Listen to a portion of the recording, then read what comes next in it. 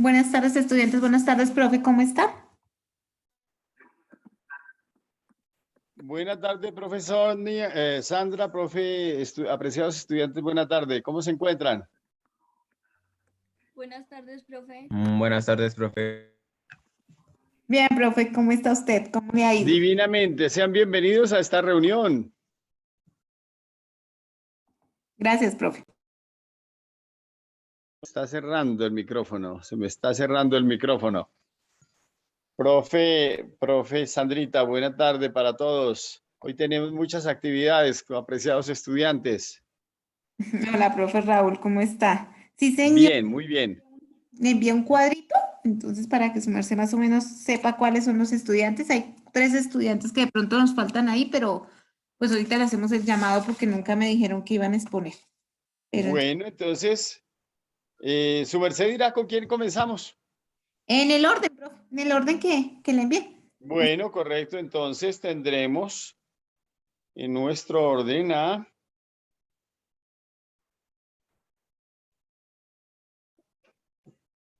ya están por aquí están. A ver, primer grupo, Xiomara Cortés y Nancy Sáenz. Buenas tardes, La profe. teoría humanística y teoría japonesa. Buena tarde, bienvenida. ¿Será que le puede dar ingreso a mi compañera para poder comenzar a exponer? Claro que sí, con todo gusto. ¿Listo? ¿Ya?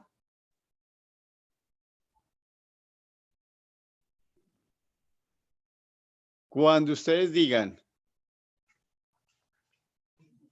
Listo, profe. Entonces voy a compartir pantalla. Gracias.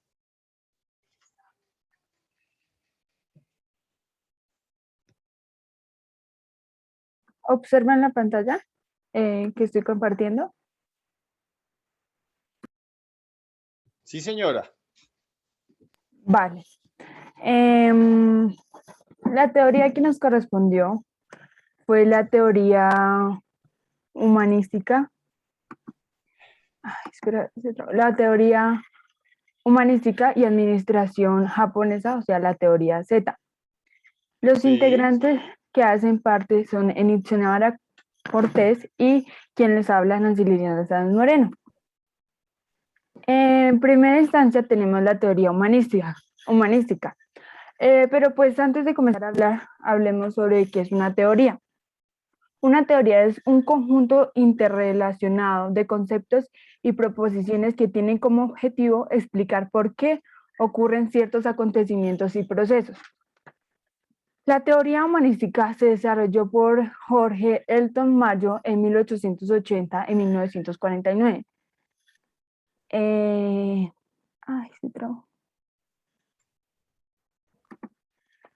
Estados Unidos. Esta surgió de la necesidad de contrarrestar la fuerte tendencia a la deshumanización del trabajo, iniciada con la aplicación de métodos rigurosos científicos y precisos a los cuales los trabajadores debían ser sometidos forzosamente, o sea, que ellos no querían hacer esas cosas, sino que los obligaban. Los estudios de Elton Mayo derivaron en la consideración de variables de la productividad en el trabajo, como lo son la integración social, las relaciones interpersonales, el grupo de trabajo, la existencia de grupos informales. Una de las características que tiene la teoría humanística son: estudia la organización como grupo de personas, hace énfasis en las personas, se inspira en el sistema de psicología, delegación plena de autoridad, autonomía de trato de trabajador, confianza y apertura, énfasis en relaciones humanas entre empleados, confianza en las personas, dinámica grupal e interpersonal. Autonomía del trabajador, confianza, como ya lo había dicho. Contrarresta la deshumanización del trabajador. Parámetros de la sociedad estable y adaptable. Y en conclusión, gracias a Elton Mayo cambiaron las relaciones laborales, se implementan nuevas formas de tratar a los empleados y la productividad, dando rumbo así a que se respeten los valores tales como son la igualdad, la ayuda mutua, el respeto, la comprensión, la confianza y la honestidad. Enseguida sigue mi compañera Xiomara Cortés. Bienvenida, Xiomara. Bienvenida, Xiomara. Profe, ella me escribe que no, que otra vez se salió de la clase. Dime. Que si le puedes dar ingreso. Es que Claro. el internet, como está lloviendo, la Vale que saco de sí. la clase. Vale, con gusto. Sí, señora. ¿Listo?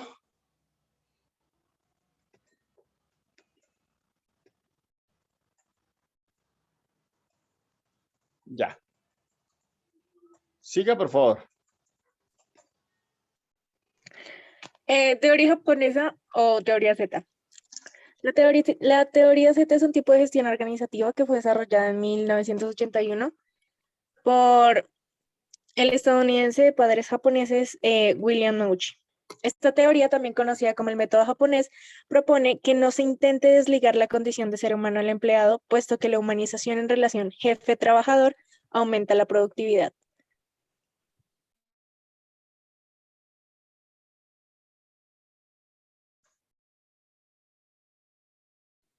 La Muy bien, teoría Z sigue. La teoría Z se basa en las relaciones humanas y es participativa.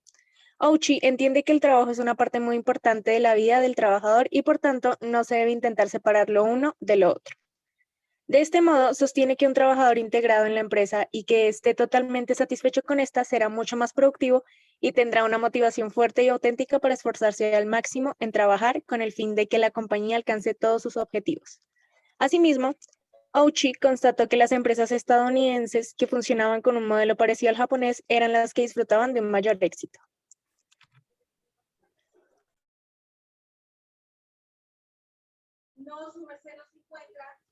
El modelo de organización japonés pretende que el empleado dedique su vida laboral completa a la compañía mediante una formación continua y un proceso lento de evaluación y promoción.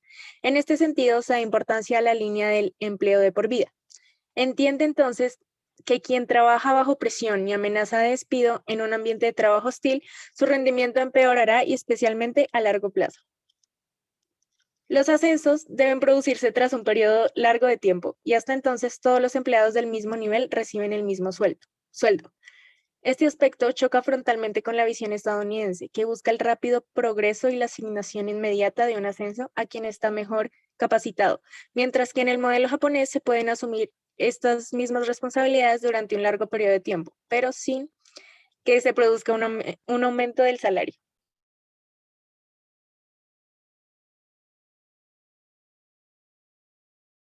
Los tres principales valores de la teoría. La confianza. Como base, si el jefe confía en el empleado y en que realiza su trabajo de la mejor manera posible, se fomenta que así sea. La confianza es lo más importante de esta teoría y se fundamenta en ella. De esta forma, el trabajador que perciba que se ha depositado confianza en él, se esforzará de manera natural en cumplir las expectativas. Trato íntimo.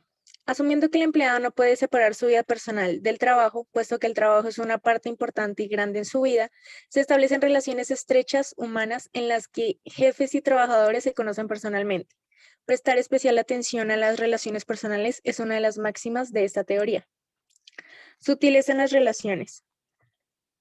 Cuidar el trato personal y hacer que sea del todo individual, adaptándose a las características de cada uno. Humaniza la empresa y fomenta el buen ambiente de trabajo.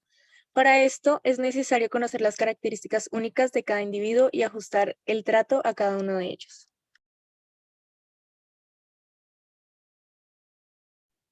Muchas gracias.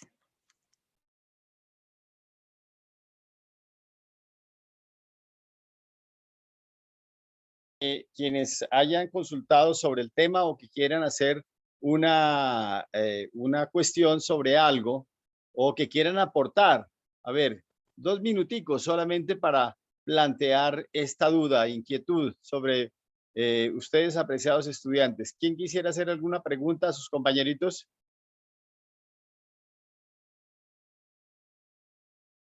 ¿No? ¿No hay? No, profe, todo claro. Bueno, listo. Muy bien. Felicitaciones por la exposición a las dos integrantes. Cada una abordó de manera de investigación, de manera resumida, porque realmente la teoría es muchísimo más grande. Es un libro, el de Uchi es un libro de unas 80 páginas que si alguno quiere leerlo, es muy chévere de leer. Además, es importante leerlo porque es centrado cómo se desarrolla el modelo empresarial en Japón. Y el otro es ver cómo se empezó a desarrollar la teoría de las relaciones humanas en los Estados Unidos después de la depresión de los años 30, en el que realmente era muy difícil el trabajo, había sindicalismo, había de alguna manera trabajo forzoso, no se reconocía sino simplemente la autoridad. Entonces, los trabajadores iban en función de la obediencia solamente a trabajar y a producir, mas no tenían, como lo expresaron en la teoría, como una participación laboral dentro de sus actividades que les corresponde hacer. Entonces, este experimento fundamentado con Elton Mayo, que él proponía darle participación a las personas. Bueno, el experimento se...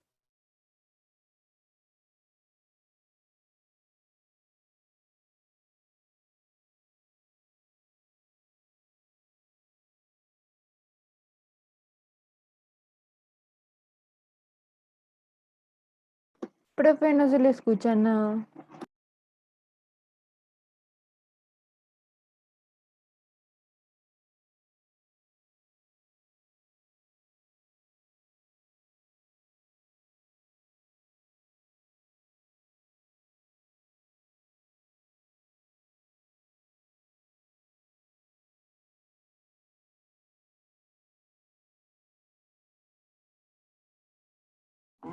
Esperamos un momento que de pronto está, que el profe se salió, pero ya, yo creo que ya está entrando de nuevo.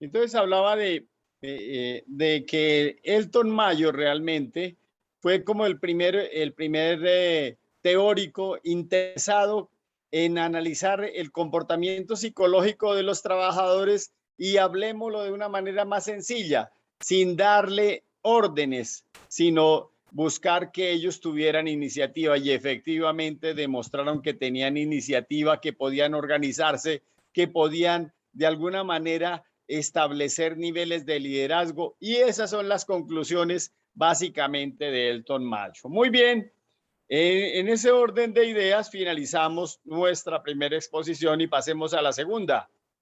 ¿Quién? Edward, por favor. Edward. Buenas tardes, profe. Y Jessica Pinzón. Bienvenido. Siga, buena tarde. Un momento, profe, ya presento a mi compañera. Vale, con gusto, arranque. Nos van a presentar entonces en primer lugar, la teoría neoclásica y luego la teoría de la calidad total.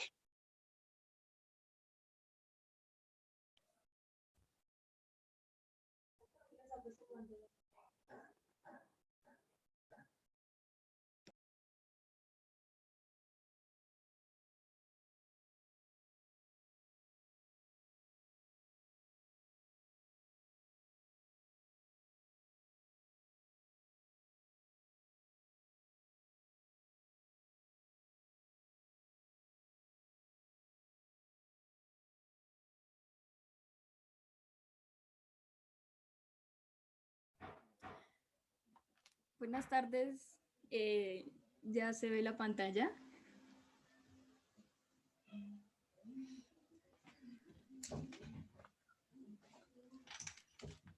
¿Todavía no? Ya, ahora sí. Eh,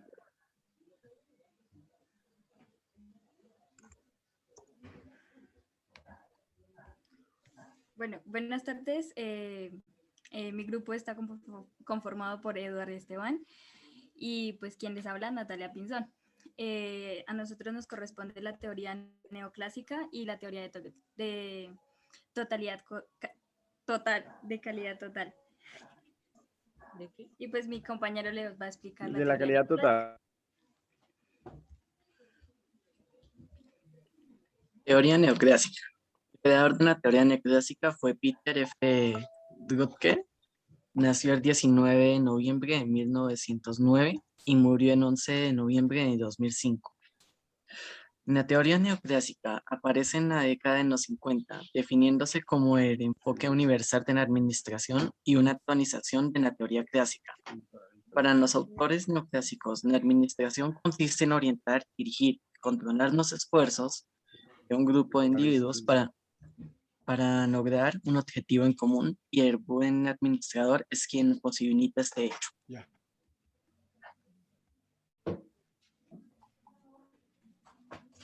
Características.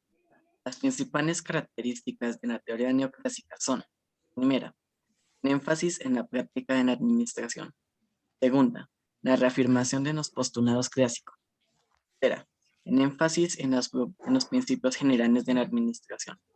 Cuarta, trabaja en el criticismo abierto, que se basa en múltiples teorías, también pretende conciliar las diversas teorías y corrientes existentes.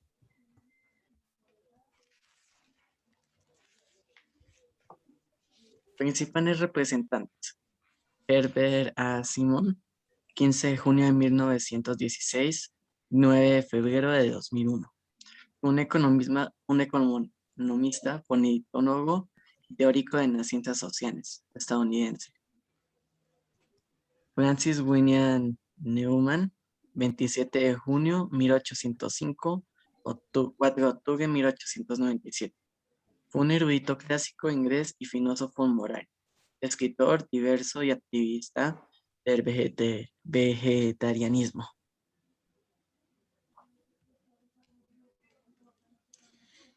La teoría de calidad total.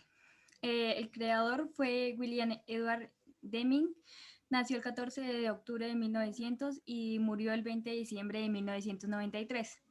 La calidad total se basa en una sistemática de gestión a través de la cual la empresa satisface las necesidades y expectativas de sus clientes, de sus empleados, de los accionistas y de toda la sociedad en general, utilizando los recursos disponibles: personas, material, tecnología, sistemas productivos, etc.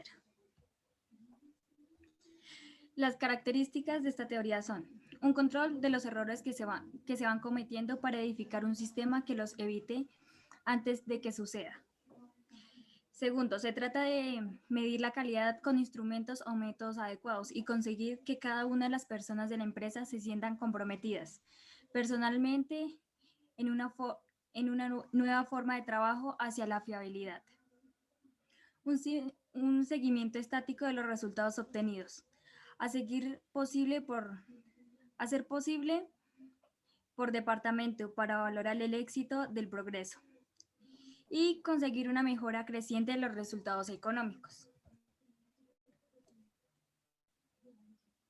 Los principales representantes fueron varios, pero pues estos tuvieron gran influencia. Walter Shewhart nació el 13 de marzo de 1891 y falleció el 11 de marzo de 1967. Según Walter, como su base en la teoría fue el proceso metodológico basado para asegurar las actividades fundamentales de mejora y mantenimiento. Taiichi Ohno nace el 29 de febrero de 1912 y fallece el 28 de mayo de 1990. La manera en que identificaba con la teoría era que el sistema de gestión de producción que permite entregar al cliente el producto con la calidad exigida, en la cantidad precisa y en el momento exacto. Muchas gracias. Muy bien. Entonces, felicitaciones por este intento de abordar la teoría. Sin duda que la teoría neoclásica viene después de la teoría de los clásicos.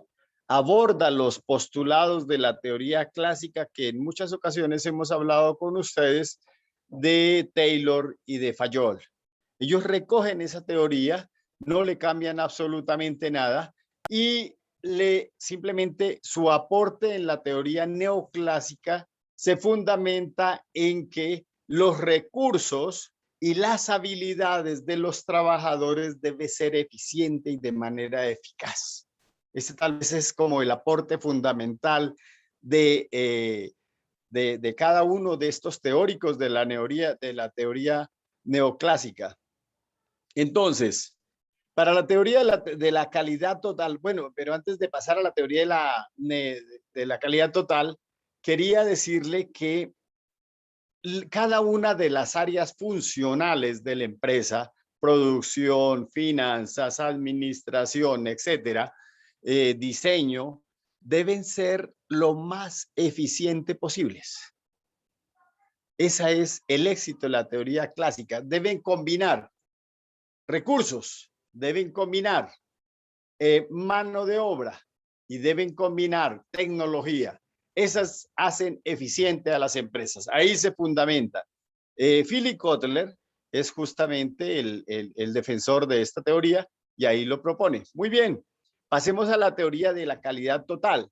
En la teoría de la calidad total, al igual que la teoría neoclásica, se fundamenta en que los seres humanos demos la máxima entrega hacia la labor que desempeñamos y utilizando eficientemente los recursos, cada uno desde su lugar de trabajo aborda una temática muy importante para mejorar en todo el proceso productivo o en el proceso de la área que finalmente se está desarrollando. Total, cada una de las áreas se implementa como un programa general, guiado, direccionado. Este es de los orientales también, de la teoría japonesa también. Entonces, ellos fundamentan la teoría de la calidad total. En esa teoría de la calidad total están las grandes empresas, por ejemplo, las fabricantes de carro, Nissan, Toyota y los demás fabricantes, Tucson, los de Singapur, todos estos países orientales lo que pretendieron fue hacer de la teoría de la calidad total productos excelentes, fundamentados o partiendo desde cada uno, desde el que coloca un tornillo hasta el que termina construyendo el motor. Es decir, no puede fallar absolutamente nada. ¿Listo? Entonces, en ese orden de ideas, seguimos ahora con nuestra exposición. Ahora, ¿a quién le corresponde? Miremos. Nos dice que Karen Reina y Jimena Rodríguez, teoría científica y el base marketing. Avancemos, por favor.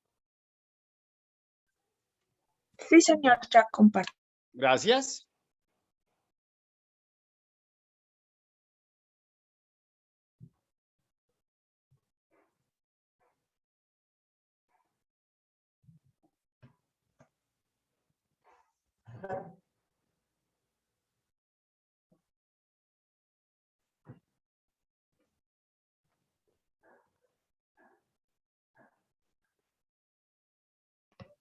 Bueno, teoría científica y benchmarking.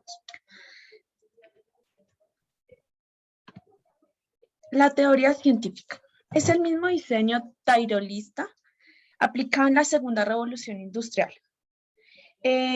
Su énfasis es la productividad y con la productividad la calidad del producto. Racionaliza el trabajo mediante el estudio del tiempo y el movimiento. Solo aplica el proceso científico, no aplica ni el empirismo ni el apriorismo. Retribuye al trabajador acorde a lo que produce tiene como principal característica la planificación del trabajo.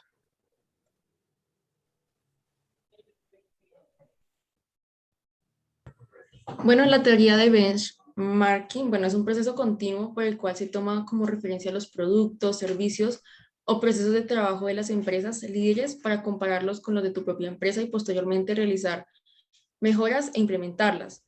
Bueno, si tomamos como referencia a aquellos que destacan en el área que queremos mejorar y estudiamos sus estrategias, métodos y técnicas para posteriormente mejorarlas y adaptarlas a nuestra empresa, conseguiremos alcanzar un nivel alto de complejidad.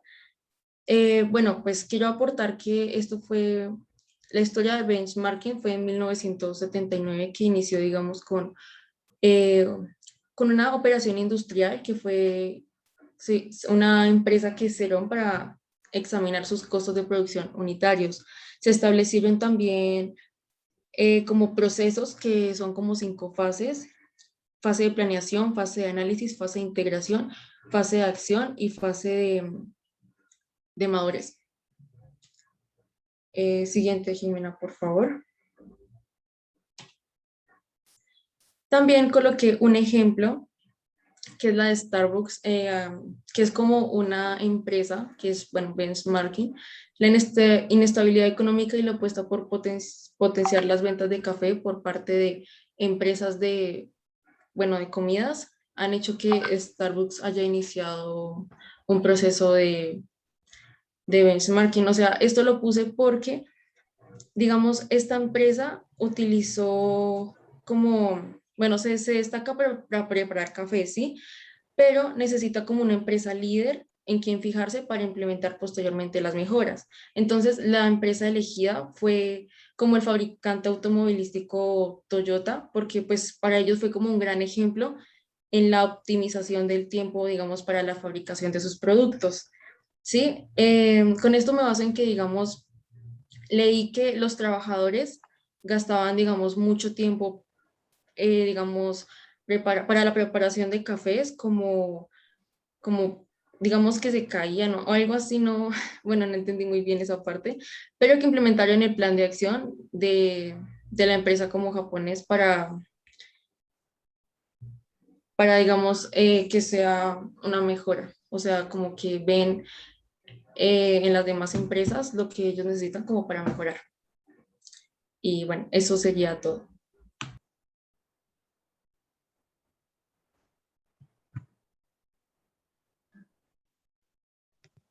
Bueno, bien, bien, un poquitico más profundización sobre el tema, teniendo en cuenta que este es un tema bastante importante. Ya de alguna manera lo hemos tocado, de alguna manera miramos los clásicos, cuál es el aporte de la teoría clásica al quehacer de las empresas. Justamente está en plantear que desde que ellos hicieron estos postulados hasta la fecha, se siguen conservando tal cual. Y esa es la razón de la teoría científica del ser de la administración de empresas. Muy bien, entonces, en ese orden de ideas podemos nosotros mencionar también que el base marketing se fundamenta básicamente en saber de las demás empresas. ¿Qué están haciendo ellos como para que yo me vaya de alguna manera a indagar, a copiar, a proponer, a crecer, a plantear procesos que permitan generar de alguna manera estrategias para abordar mercados o para estar a la vanguardia? Básicamente ese es el base marketing, estar a la vanguardia del mercado, pero en el sector empresarial, para poder llegar de manera determinante a atender las necesidades del mercado, ¿cierto? Y se fundamenta en qué es lo nuevo, Por eso es el base marketing, ¿cierto? El proceso que le permite de alguna manera como que estar casi que una información lo más inmediato. Digamos, mi competencia va a lanzar un nuevo producto. ¿Cómo yo voy a reaccionar frente a ese nuevo producto? ¿Qué voy a hacer? ¿Cuál es la estrategia futura a seguir para no dejar perder mercado o al contrario, para avanzar en el mercado, para ganar más mercado, para plantear nuevas estrategias administrativas que le permitan a mi marca, mi organización, mi producto, mi servicio, conservar esas posiciones de privilegio, conservar ese buen nombre y todo bien, lo que viene detrás es un proceso administrativo estratégico demasiado importante. Miren, por ejemplo, el ejemplo que usted, por ejemplo, cómo las grandes compañías promueven casi estrategias muy parecidas, pero que tienen focos de mercado diferentes. Y esos focos de mercados, por ejemplo, algunas pueden estar orientadas a qué es lo que le gusta a mis clientes, ¿cierto? Aquí específicamente a un sector, al sector más joven de la población. Y entonces allá empeñan toda su estrategia.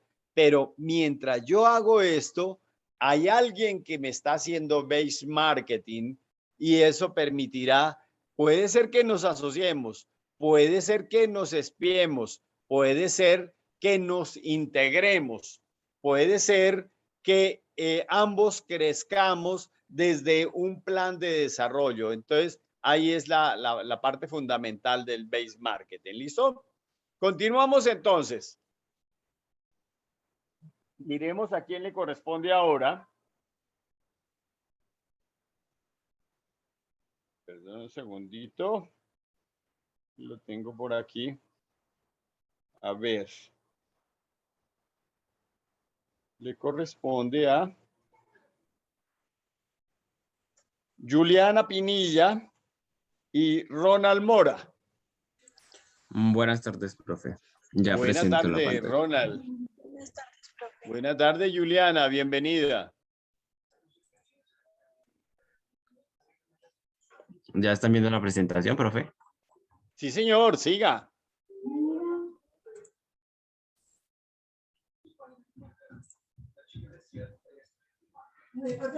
Teorías administrativas. A mí y a mi compañera Juliana Andrea nos correspondió la teoría del outsourcing y la teoría sistemática. Yo voy a empezar con la teoría del outsourcing. La teoría fue propuesta por Ronald Coase, no recuerdo muy bien el año, que en sus principios consistía en asignar a otra empresa tareas básicas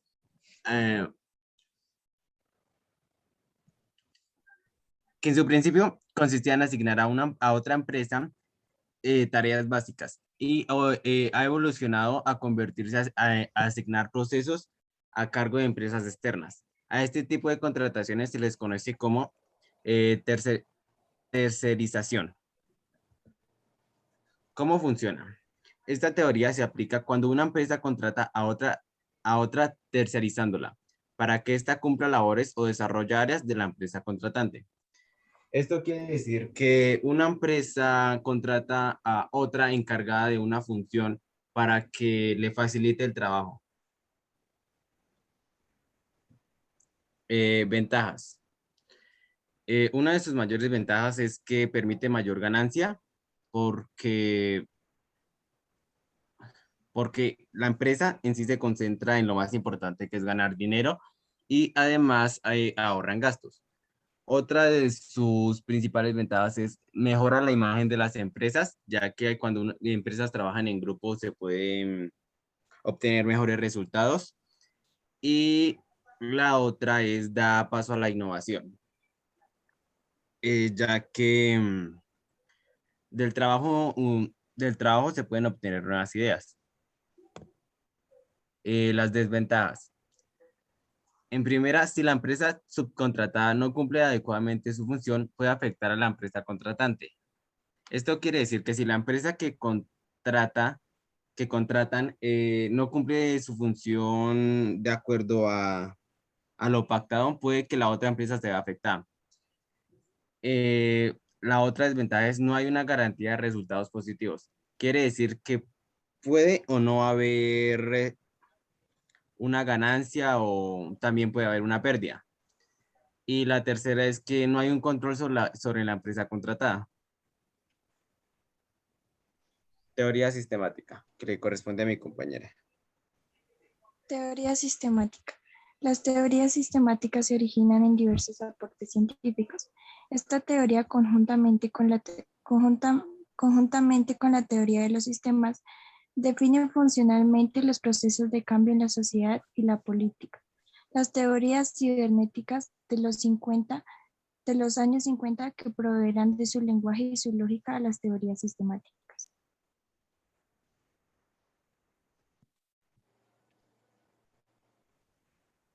La cambias. ¿Algo más o finaliza ahí? Paso. Okay. Características básicas del análisis sistemático. Enfoque dinámico. El énfasis de la teoría moderna es sobre el proceso dinámico de interacción que ocurre dentro de la estructura de una organización. Multidimensional y multinivelado. Se considera la organización desde un punto de vista macro y microscópico. ¿Cómo funciona? Es elaborada en 1947 por el biólogo alemán Ludwig von Bertalanffy. Esta teoría es interdisciplinaria y proporciona principios y modelos generales para todas ciencias involucradas, de modo que los descubrimientos efectuados en cada ciencia puedan utilizarlo los demás. Hacer y saber. Saber aprender, saber actuar en diversos escenarios, saber emprender, saber estar o convivir, saber hacer, saber interpretar y saber ser. Un ejemplo es la teoría de sistemas o teoría general de sistemas. Es el área de la ciencia que estudia la estructura y propiedades de los sistemas en términos de sus relaciones, de las cuales surgen nuevas propiedades de los conjuntos como un todo.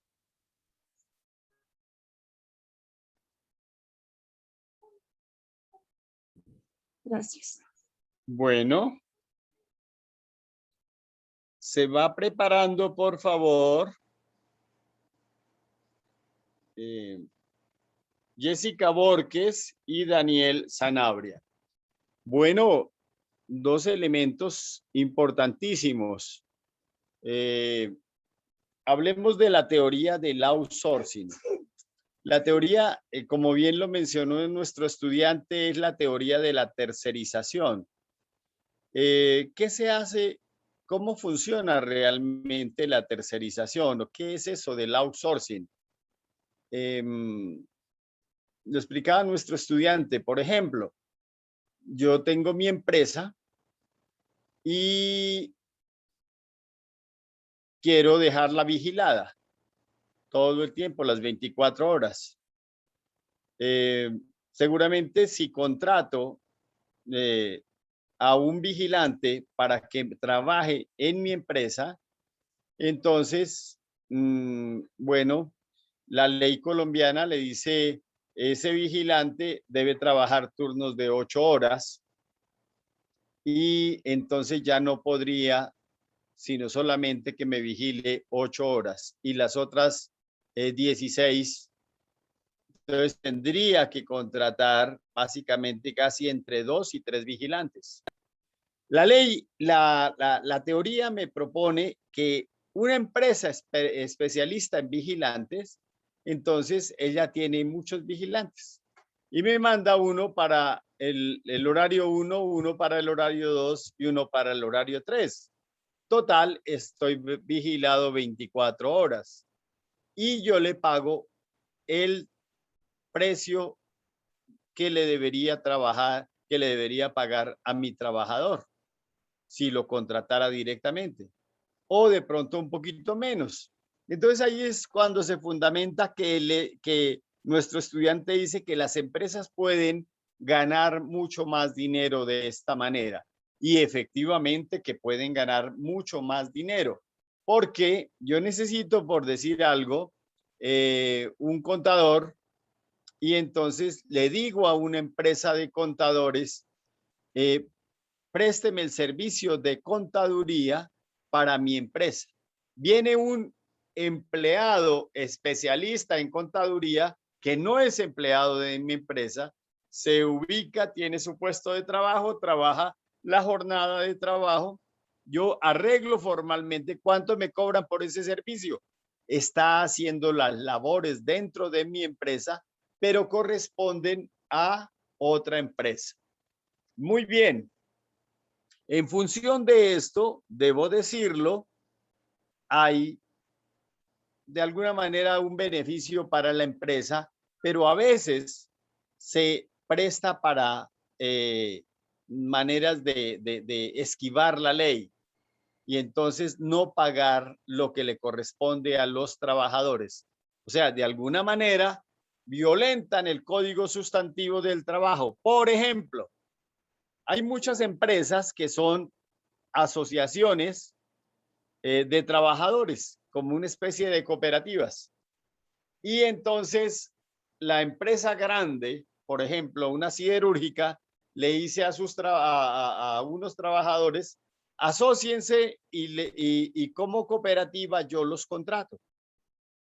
Y puede desarrollar todo el proceso productivo de su empresa con trabajadores externos, con unos salarios bien bajos y simplemente, de alguna manera, como son cooperativa de trabajo, entonces cobran es por el servicio, los pasan a los mínimos salariales y la empresa que contrata a ese outsourcing se ahorra un poconón de plata en prestaciones sociales en el caso de que los hubiera contratado de manera directa.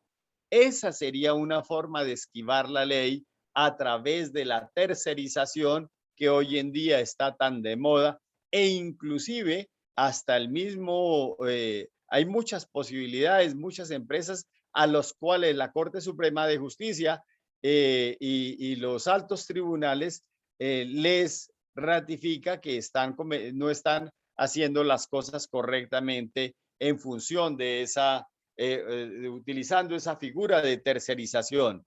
Entonces, es como para que ustedes tengan presente que ese outsourcing es el trabajo. La forma correcta sería trabajo especializado a través de una tercera empresa para desarrollar de manera eficiente, con alta experiencia, la labor que ellos están realizando. Muy bien. Con relación a la teoría sistémica, pues como la compañera lo dijo, se asocia realmente a la teoría fundamental de sistemas. Entonces, ¿qué quiere decir? Que cogen la organización, cogen la empresa, ¿cierto? Y la relacionan como si fuera un proceso de software o un proceso, sí, en el cual usted le ingresa información al sistema, usted le ingresa en su paralelo información o formación a los trabajadores, le agrega unos componentes de software y en su paralelo tendría unos recursos, materias primas, y por último, entonces saca un producto, ¿cierto? Y en el computador sería unos resultados, en el proceso real sería un producto o servicios. Este se parece a una entrada, un proceso, una salida y una valoración, una evaluación, un seguimiento y un control. Entonces estaríamos haciendo uso de varios elementos. El primero, pues sin duda, hagamos el ejemplo con su colegio. Entran unos estudiantes, ¿cierto? Asumamos el bachillerato, al proceso de formación secundaria. Listo. Tiene unos insumos, son sus docentes, son el área tecnológica. Finalmente salen, van subiendo de escala. Bueno, curso 1, curso 2, curso 3, curso 4, hasta el curso 6. Ya está un proceso en los 6 cursos y sale el estudiante graduado de bachiller. Caso contrario, de la educación superior, ingresan, se le da una parte tecnológica, parte académica, formativa, lo que estamos haciendo en este momento, y termina un producto, un servicio de la universidad, de educación superior. Entonces, se asimila a al proceso sistémico, con sus entradas, sus salidas, su proceso, todas sus variables, pero que en últimas es el proceso de administración, el proceso productivo, el que tiene que ver con este paralelo de la teoría sistémica. Muchas gracias. Entonces, continuamos entonces con, no sé si hay alguna pregunta, alguna duda de nuestros estudiantes mientras tanto. A ver, les pregunto, apreciados estudiantes, vamos a hacer la última intervención por hoy, la siguiente. Entonces dijimos a Jessica Borges y Daniel Sanabria, ¿no es cierto? A ver.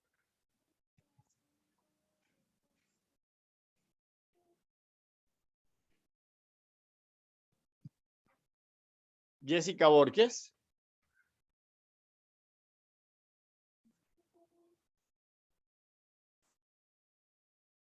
Y si no, Juan David Ramírez, nuevamente de la teoría clásica.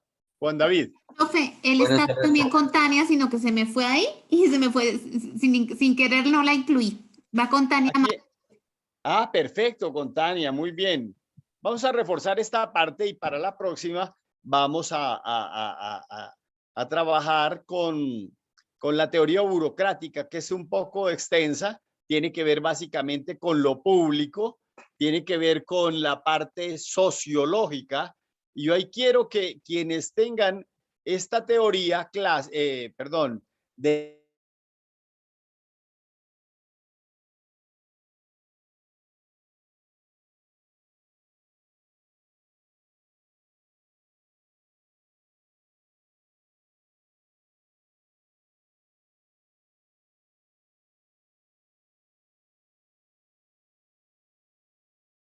Profe, no se escucha nada.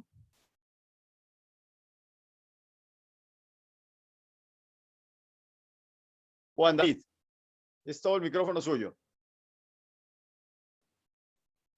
Buenas tardes, profe. Los integrantes de este grupo son Juan David Ramírez y yo, Tania Amado. En esta ocasión vamos a exponer sobre la teoría de la subcontratación y la teoría clásica. Subcontratación. También considerado como tercerización, es una técnica de administración que consiste en la transferencia a terceros de procesos o funciones complementarias que no forman parte de la función principal del negocio de la empresa. Se puede subcontratar solo el personal y en este caso la empresa contratante se encarga de los recursos que precise el personal o se puede contratar tanto el personal como los recursos. La subcontratación ha ganado peso en las startups y pequeñas empresas que debido a una mayor escasez de recursos prefieren apostar por métodos más flexibles de trabajo. Cada vez son más los negocios que apuestan por externalizar servicios y tareas que de otro modo resultan más caras para los recursos humanos de la empresa. Así, se trabaja por la facturación de paquetes de horas o proyectos, en puesto de optar por contratar a nuevos profesionales en plantilla que aumenten los gastos para el negocio. Concepto. Subcontratación hace referencia a un método de trabajo en el que una empresa delega ciertas funciones en departamentos externos u otro tipo de negocios que se dedican profesionalmente a ello. Estas tareas pueden ser subcontratadas a una agencia externa o a un individuo independiente que trabaja como autónomo y desee realizar ese trabajo a modo externalizado. Existen diferentes tipos de subcontratación dependiendo de las características que posea. Características. Los contratos entre ambas organizaciones suelen durar entre 5 y 10 años. Se lleva a cabo por dos entidades, la organización que contrata y la organización que es subcontratada. Permite ahorrar gastos y acelerar el crecimiento de la organización. Se utiliza para contratar actividades que no son las principales de la organización. Es importante la buena comunicación entre ambas partes. Objetivo. Los objetivos de la subcontratación incluyen, en primer lugar, ahorrar costos de personal en prestaciones como la seguridad social y el mantenimiento de las nóminas. El proceso de tercerización permite simplificar la contabilidad y se imita a la facturación de ingresos y gastos por los servicios profesionales adquiridos. También es un objetivo de la subcontratación la eliminación del riesgo de que el personal no esté capacitado para la labor que la empresa requiere, además de que la organización puede optimizar sus recursos humanos y económicos para el beneficio de su actividad y giro principal. Ventajas. Las principales ventajas de la subcontratación son las siguientes. En muchos casos se evita la carga laboral y el espacio de trabajo. Evita la acumulación de costos fijos innecesarios en las organizaciones. Permite a la empresa enfocarse en actividades vitales que tienen un mayor valor agregado para su negocio. Es una ayuda experta por parte de otra organización sin mayor compromiso.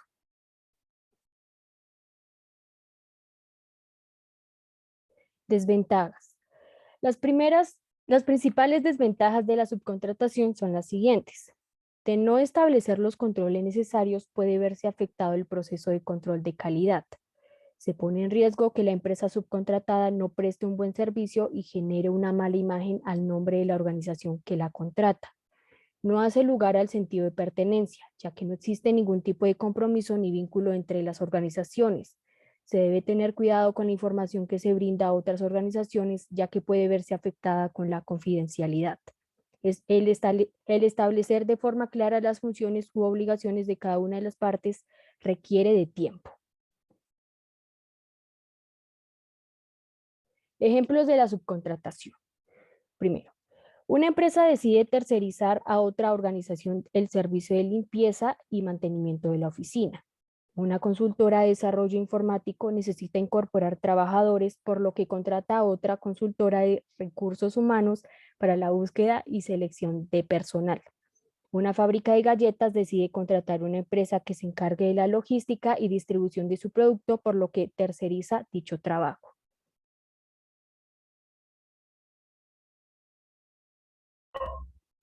Teoría clásica de la administración. Orígenes. El fundador de la teoría clásica fue el ingeniero Henry Fayol. Fayol hizo grandes aportes a los diferentes niveles administrativos. Sistematizó el comportamiento gerencial, estableció los 14 principios de la administración y dividió las operaciones industriales y comerciales en 6 grupos que se denominaron funciones básicas de la empresa. La teoría clásica surgió poco después de la Revolución Industrial debido al crecimiento acelerado de las empresas y a la necesidad de aumentar la eficiencia y la competencia de las organizaciones. El crecimiento acelerado y el desorganizado de las empresas produjo una complejidad en su administración y exigió un enfoque científico purificado que sustituyese el empirismo. Con la empresa de dimensiones más amplias surgen las condiciones iniciales de planeamiento a largo plazo de la producción, reduciendo la inestabilidad y la improvisación.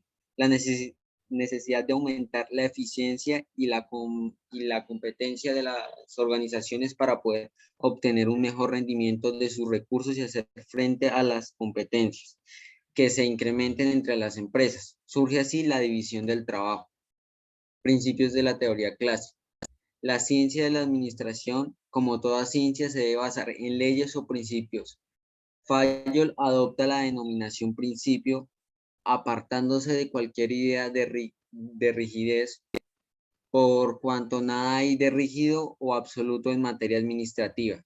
Tales principios, por tanto, son flexibles, adaptándose a cualquier circunstancia, tipo o lugar. Ellos son: división del trabajo para un mejor desempeño en el trabajo. La especialización es fundamental. Entre más se especialice el empleado, mejor será la eficiencia. Autoridad. Los gerentes tienen que dar órdenes, no siempre conseguirán la obediencia, sino tienen autoridad personal. Liderazgo.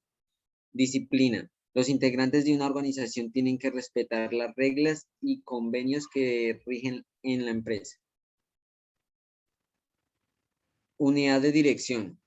Las operaciones tienen un mismo objetivo y deben seguir un plan. Es obligación de los departamentos asistir a los demás para lograr las tareas y proyectos que son asignados a cada cual, en lugar de negar ayuda. Debe existir para esto un plan coordinado, aprobado y autorizado por los gerentes involucrados. Unidad de mando. Las instrucciones sobre una operación particular son recibidas solamente de una persona. Subordinación de interés individual al bien común. En cualquier empresa, el empleado debe tener una preocupación primaria por la organización. Remuneración. La compensación por el trabajo debe ser equitativa para los empleados como para los empleadores. Para trabajos iguales, salarios iguales. Centralización. Fayol creía que a los gerentes les corresponde la responsabilidad final, pero los empleados deben tener autoridad suficiente para ejecutar adecuadamente su trabajo. Cadena escalar. La línea de autoridad es una organización, pasa en orden de rangos desde la alta gerencia hasta los niveles más altos de la empresa. Orden. Cada individuo debe ocupar el cargo más conveniente para él. Equidad. Los administradores deben ser amistosos y equitativos con los empleados, firme pero justos. Estabilidad personal. Para un eficiente funcionamiento en la organización, la baja rotación del personal es lo más conveniente. Iniciativa. Debe darse libertad a los empleados para expresar y llevar a cabo sus ideas, aun cuando a veces se cometen errores. Espíritu de equipo. Promover el espíritu de equipo dará a la organización un sentido de unidad. Todos los departamentos dentro de la empresa deben trabajar unidos y apoyarse cuando sea necesario para lograr una empresa conjunta. Muchas gracias. Felicitaciones, Juan David, y felicitaciones también a su compañera. Especial reconocimiento para ellos, profesora Sandra, por el esfuerzo y profundidad que le dieron a esta exposición.